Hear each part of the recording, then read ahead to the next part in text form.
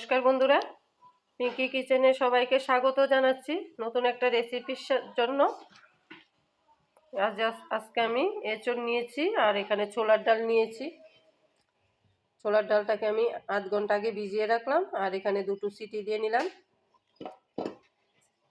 আর এখানে এঁচড়টাকে ভালোভাবে পরিষ্কার করে ধুয়ে একটু ভাপিয়ে নিলাম নুন দিয়ে। আর তার জন্য আমার এখানে লাগবে আদা, কাঁচা লঙ্কা, জিরে ধনের গুঁড়ো, তেজপাতা, শুকনো লঙ্কা, পাঁচফোড়ন। এই রেসিপিটা কিন্তু নিরামিষের দিনের জন্য খুবই স্বাদের একটা রেসিপি। এখানে আমি কড়াই গরম বসিয়ে দিলাম। এঁচড়টাকে আগে একটু ভেজে তুলে নেব।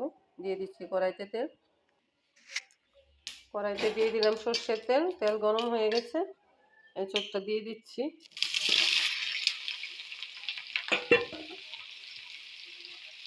আমার রেসিপিগুলিকে কীরকম লাগে আপনাদের কমেন্টে জানাবেন। দিয়ে দেবো হলুদ গুঁড়ো,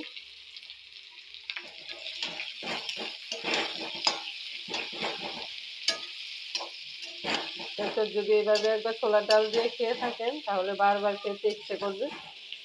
তো স্বাদের একটা নিরামিষ রান্না।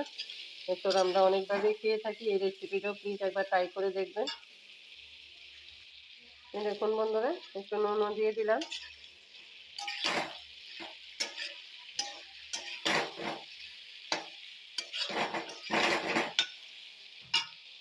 দেখুন বন্ধুরা, এঁচড়গুলি আমার ভালোভাবে ভাজি হয়ে গেছে। এখন নামিয়ে নেব, নিয়ে আমি ফোড়নটা দেব। দেখুন বন্ধুরা, কড়াইতে দিয়ে দিলাম আরও একটু সর্ষের তেল, গোটা শুকনো লঙ্কা, গোটা তেজপাতা,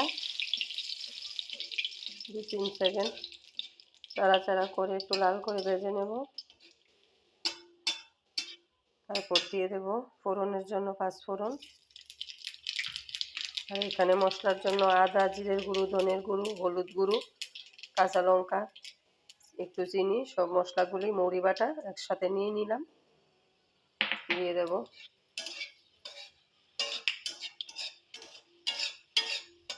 এক পদেই দুপুরের ভাত ভাজি মাছ হয়ে যাবে। এত টেস্টি একটা রান্না। বাটিটা দিয়ে একটু জল দেব।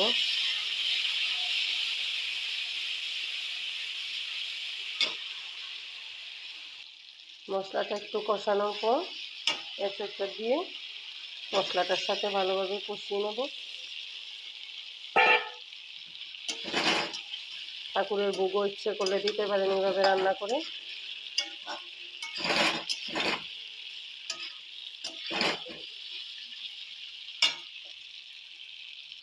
দেখুন বন্ধুরা, ডালটা কিন্তু ভাঙবে না, কিন্তু ভালোভাবে সেদ্ধ হয়ে যাবে। এই দেখুন সব ভেঙে যাচ্ছে। ডালটা যদি ভেঙে যায় তাহলে কিন্তু খেতে ভালো লাগবে না, দেখতে আস্ত দেখা যাবে, কিন্তু সেদ্ধটা ভালোভাবে হবে। দেখুন বন্ধুরা, মশলার সাথে এঁচড় ভালোভাবে কষানো হয়ে গেছে। এরপর যে ডালটা দিয়ে দেবো।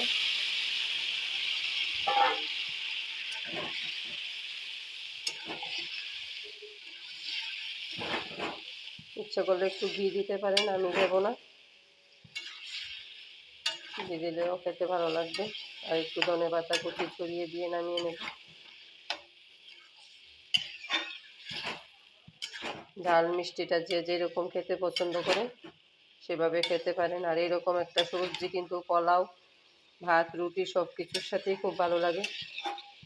বন্ধুরা, আমার রান্নাগুলি ভালো লেগে থাকলে প্লিজ লাইক, শেয়ার, কমেন্ট করবেন। না হলে বুঝবো কী করে আমার রান্নাগুলি আপনাদের পছন্দ হয় কিনা। আমার চ্যানেলটাকে সাবস্ক্রাইব করে আমার পাশে থাকবেন। ছোলার ডাল আর এঁচড় রান্না আমার একদম তৈরি। সার্ভ করে দেখাবো এখন।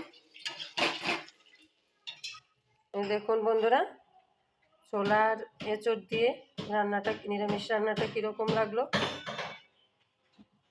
আশা করি সবার ভালো লাগবে। আজকের ভিডিওটা এখানেই শেষ করি। পরের কোনো রেসিপির সাথে আবার দেখা হবে।